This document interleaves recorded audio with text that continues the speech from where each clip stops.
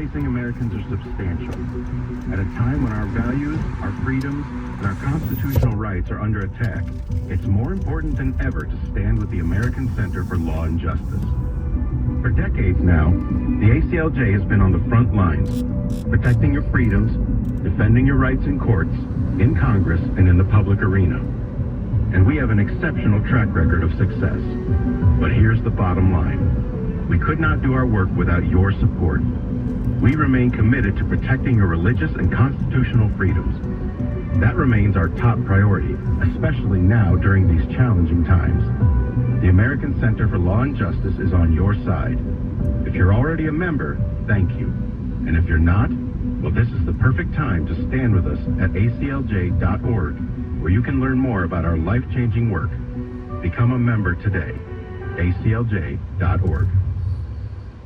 After nearly 50 years, Roe v. Wade, the tragic ruling that manufactured a so-called right to abortion, has been overturned by the United States Supreme Court. This is the moment the ACLJ has been fighting for.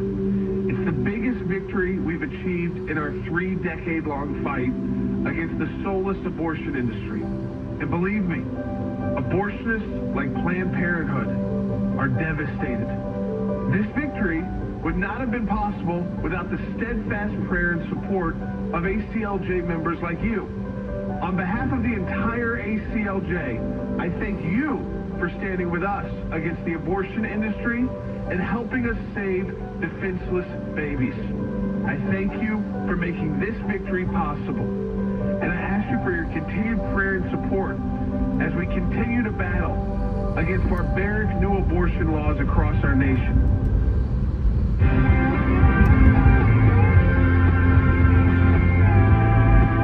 Welcome back to Secular. We're going to take some of your calls and comments coming up, and we're also going to spend a good chunk of this segment to tell you about our new campaign, Choice Begins Here, and all the work that we're doing on behalf of pro-lifers and in support of mothers that are in need, future mothers that are in need, those who are expectant mothers, because pro-life pregnancy resource centers are currently under attack, and they're under attack by states like Massachusetts and California who have said, hey, not only do you need to avoid these people are misleading, they're going to tell you lies, they're not going to give you real options. We know that's not the case. We know that these are great people, the sweetest people you've ever met, who are there to, sure, do they want you to have an abortion? Absolutely not. And they are there to help show how they can support it, how you can be helped. If you're in need for prenatal, postnatal, that they can be there for you. A lot of these centers not only offer ultrasounds, they also offer formula. We'll do days where they offer free clothes. There's so much that they do. One of our callers called in and said their pro-life pregnancy resource center in their area paid for the first birthday party of their child. So they do amazing work, and they're really sweet people, and they're under attack. But before we do that, I do want to address some of the calls that have come in about the topic. And the topic of hands, of course, we're talking a lot about these rogue judges. We're talking about a lot of laws getting put. We're going to go to Michael first in Oregon. He's an ACLJ champion. ACLJ champion is someone who gives on a monthly recurring basis. And if you do that, you also get bumped to the front of the line. So he hasn't been on hold the longest, but he gets to be on first. Michael, thanks for being a champion. You're on the air. Yes, sir. I'm listening to your show, and my wife and I are supporters. She used to work for the Pregnancy Care Center. We're older now. This law that's down there since 1789, whatever. There must be other laws too, but they just had to pick this one out because he used it. Is that right? Okay, yeah. Your question is, and I saw when you were putting it through phone screen, it said it seems like people are angry about using a law from the 1700s, but aren't they realizing even our Constitution is that? Of course, we've had amendments throughout the years, but yeah, I'm sure there's plenty of these laws that are on the books, and sometimes they're there for a reason. That's right, and this law did specifically talk about, incursions against the United States, and when it's an organization like Tren de Aragua, which is a criminal enterprise, it's a large gang, there is evidence based off of the Secretary of State, Marco Rubio, what he's laid out, that there is coordination between the government of Venezuela and this gang of how they operate here. It's a destabilizing force, it's a criminal enterprise, that it fell nicely within the text of that law when there is a incursion or a threat of incursion or invasion from foreign power. Back in the 1700s, there wasn't necessarily the same type of terrorism or quasi-state entities like large criminal gangs and things. But I'm sure that maybe they could have even looked at some laws against piracy and things of that nature, where there were large forces that were... When you say piracy, you mean piracy. I mean, yeah, I'm talking about like historically, not talking about downloading things on Napster. Okay, I'm just clarifying for people who are listening. You're talking about, of the seas.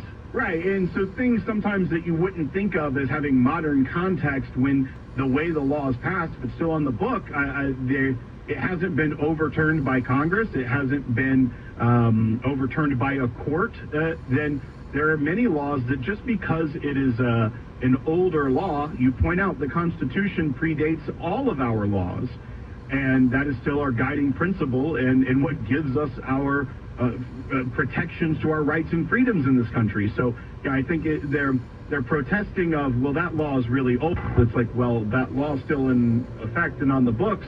Why are you not allowed to use it? It'd be like arguing you don't have the First Amendment, no free speech because that law is really old, though some leftists would argue that. Yeah, they don't want you raising the Jolly Roger.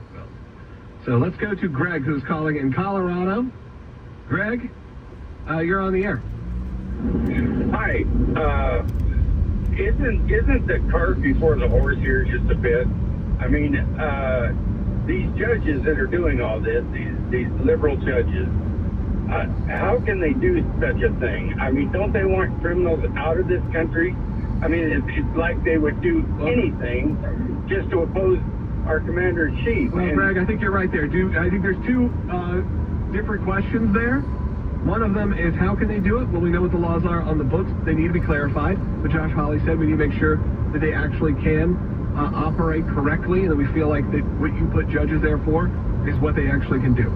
And when it comes to whether they are just going after President Trump, I think the answer is a 100% resounding yes. And you can look at the numbers.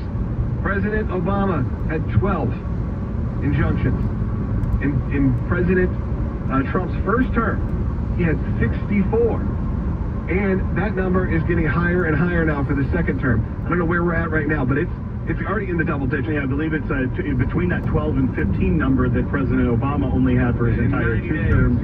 Exactly. And I think that's what's so frustrating to people is they see it and it's so blatant, it's so obvious that it's a continuation of lawfare. It's where when he was running for president, the district attorneys or the attorney generals of states or any number of the special counsel were trying to bog him down in the court system from as many different angles as possible so that he could not run for president. Now, the groups are going to courts in friendly jurisdictions to get nationwide injunctions to bog down his agenda and try to limit and put a check on the executive power in ways that many commentators point out that don't even seem appropriate, and that's what the Justice Department is arguing. They argue that the maneuver by sending the criminal gang members out of the country to El Salvador was likening it to the president, the commander-in-chief, moving troops in a foreign theater, that a judge couldn't step forward and put an injunction on moving troops in Afghanistan from one place to the other, that there are certain powers that are the commander-in-chiefs. Now, that's what's before the court. I think based off the contentious nature of this, we know that the way that this judge is probably going to go, but we'll see what happens in the appeals and Supreme Court process. Yeah, I wanted to take this last couple minutes. We're going to play in the next segments, we're going to play some of the ads that we have been working on for the Choice Begins Here campaign. Because I know it's like, hey, that's a hard pivot from what you guys are talking about to life, but really there's pretty easy way to jump in and see where those things are connected. Of course, it's connected because we're going to have to go to court. It could end up at the Supreme Court. But in the meantime, because we know those things take time, we had to be able to counter the campaign because we were seeing the drastic effects that were happening to these pro-life pregnancy resource centers in the city of Boston, in the state of Massachusetts. They had a 30% rise in abortions and a 30% decline of people visiting these pro-life pregnancy resource centers when the state decided to attack them with their ad campaign. We had to respond. And they have multi-million-dollar ad campaign. We budgeted $500,000. That's our goal. Okay, that only lasts for a few months. So if you feel like this is necessary, because hundreds of people already, maybe more, I'll try to get an updated number, have visited that website and gone to specifically to find a location, not just people looking for information, people looking for the location of a pregnancy resource center, and that means babies' lives are potentially being saved by the hundreds because of you and because of the support of our ACLJ members and our ACLJ champions. I'm going to show you some of those commercials when we get back, because understand that we are presenting hope in a way that the pro-life movement really has never done it before. We are presenting real choice in a way that the pro-life movement has never done it before. Because we have an amazing group of people like you who get behind us, support us, and we can hire the best of the best to put together incredible campaigns, and of course, incredible legal efforts. Go to aclj.org, scan the QR code. We got a second half hour coming up. Find us broadcasting live at aclj.org. 770, where the truth prevails. 770 KAAM is your home for classic Christianity with Bob George. And I've said to people, my friends, if the resurrection from the dead isn't a good enough sign for you, nothing is going to be a good enough sign for you. And you can come with the one sign, and you're going to need another sign, and then you need another sign. You've got people are always looking for signs for God, from God. That is not faith, my friends. You do not look for signs and wonders from God. Weekdays on 770 KAAM at 10:30 a.m. and a repeat broadcast at 10:30 p.m.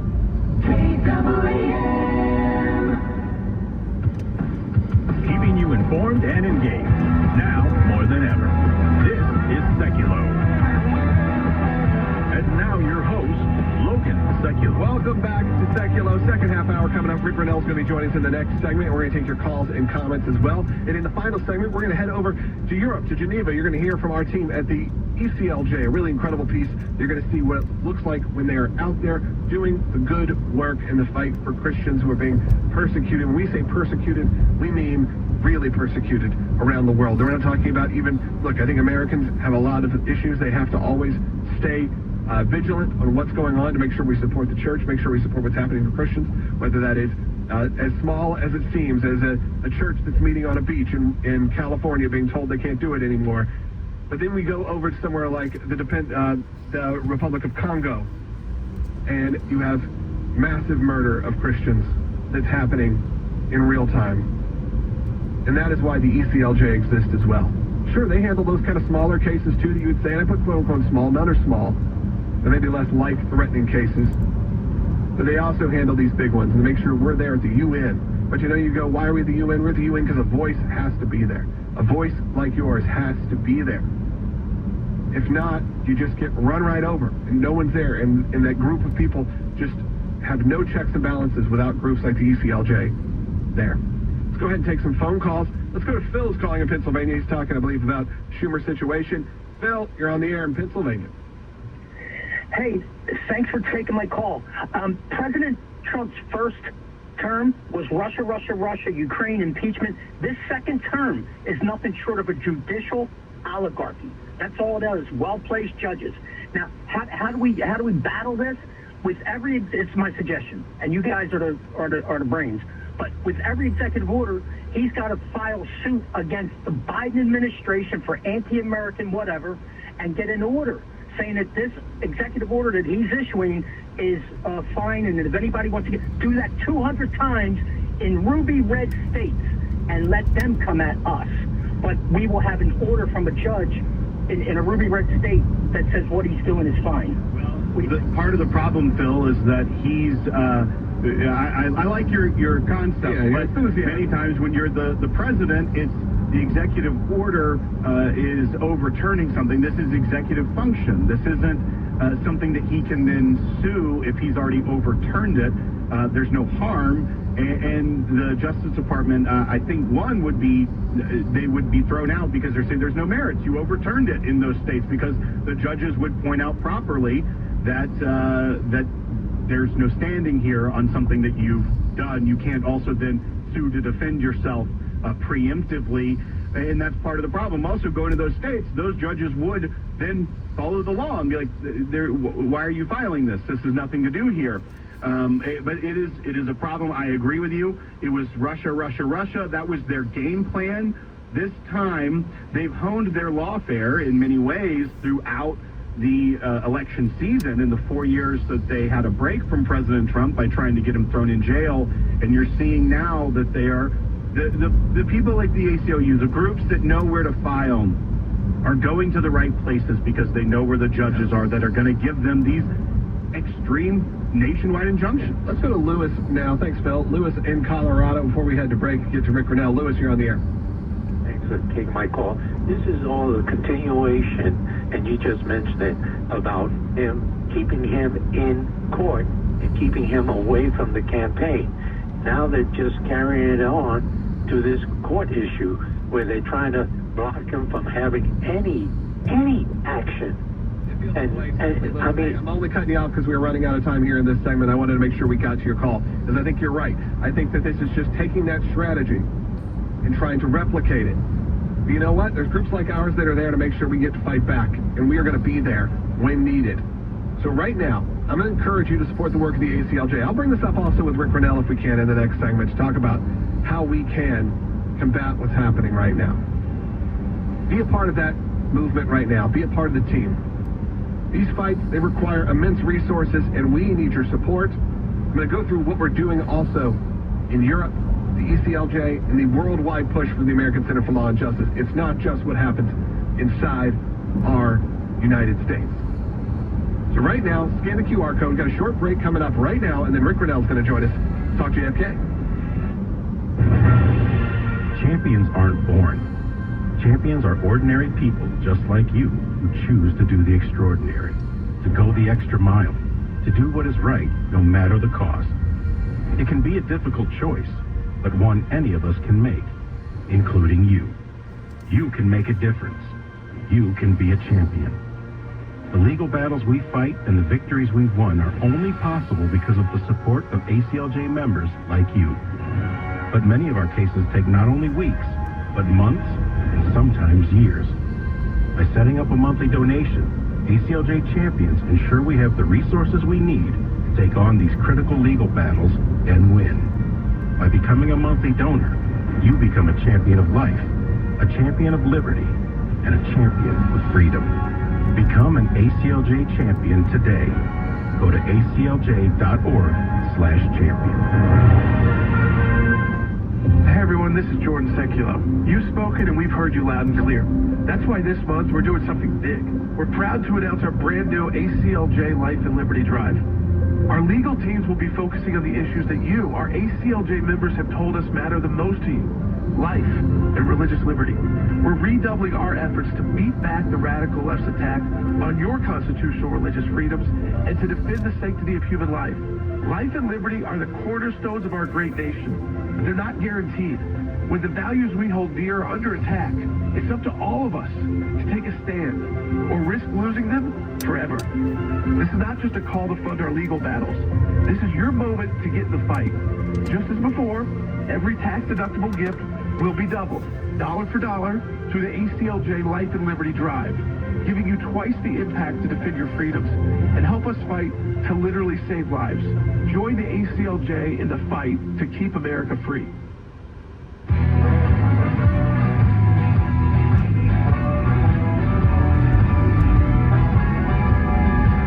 Welcome back to Secular. Rick Grinnell's going to be joining us in a moment. We're having a little bit of a connection issue, but we'll get to him. Let's go ahead and off the bat take a phone call, and then we will try to get back to Rick.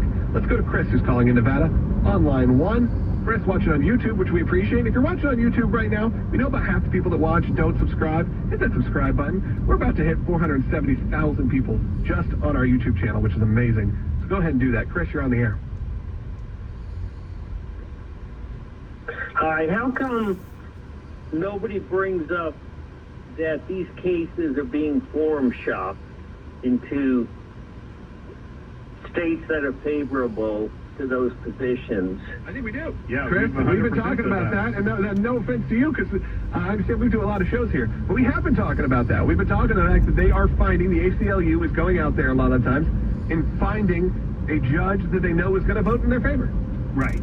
And many times that is based off, one, there has to be also some sort of way to bring that action, but they are taking it to federal court, in places where they know that the judges are going to be more friendly, and that is the practice.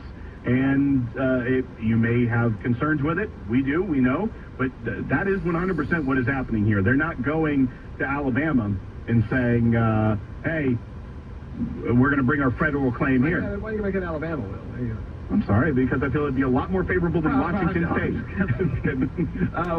Let's continue on. We'll take another call as we are connecting with Rick. Let's go to Robert in Maryland on line 2. Robert, you're on the air. I wanted to ask several questions. First of all, has President Trump made a definitive decision as to whether or not he's going to label the Muslim Brotherhood a foreign terrorist organization?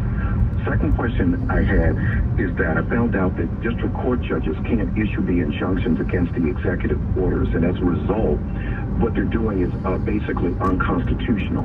And because it's unconstitutional, the district court's judge doing it, as opposed to justices on the Supreme Court, what actions could we bring against those judges to prevent them from doing it? Let's start with the back half of that, and then we'll move on.